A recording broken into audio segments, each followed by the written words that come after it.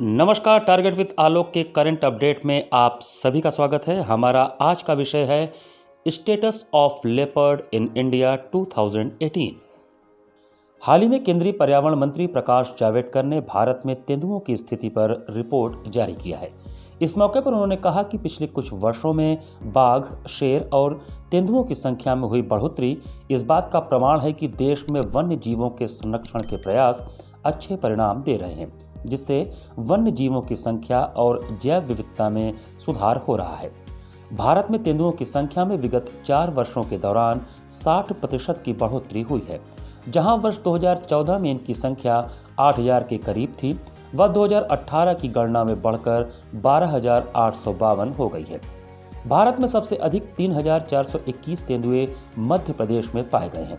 कर्नाटक में इनकी संख्या 1783 तथा महाराष्ट्र में 1690 तेंदुए पाए गए हैं। क्षेत्रवार वितरण के अनुसार मध्य भारत और पूर्वी घाटों में तेंदुओं की संख्या सर्वाधिक 8071 है।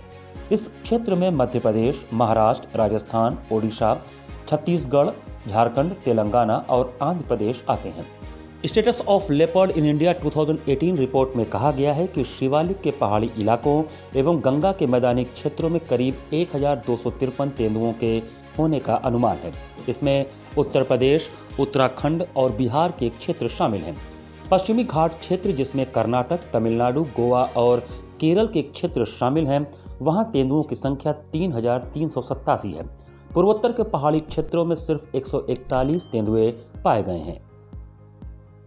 गौरतलब है कि भारतीय वन्यजीव संस्थान और राष्ट्रीय बाघ संरक्षण प्राधिकरण (STCA) की टीमों ने साथ मिलकर सैटेलाइट इमेजिंग और तेंदुओं की फोटो कैमरे से लेकर गणना के कार्य को पूरा किया है।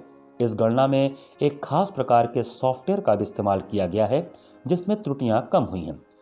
तेंदुओं की संख्या की गणना केवल टाइगर रेंज में ही नहीं, बल्कि गैर वन वाले क्षेत्रों जैसे कॉफी, चाय के बागानों और अन्य भौगोलिक क्षेत्रों में भी की गई है, जहां पर तेंदुए पाए जाने की संभावना होती है।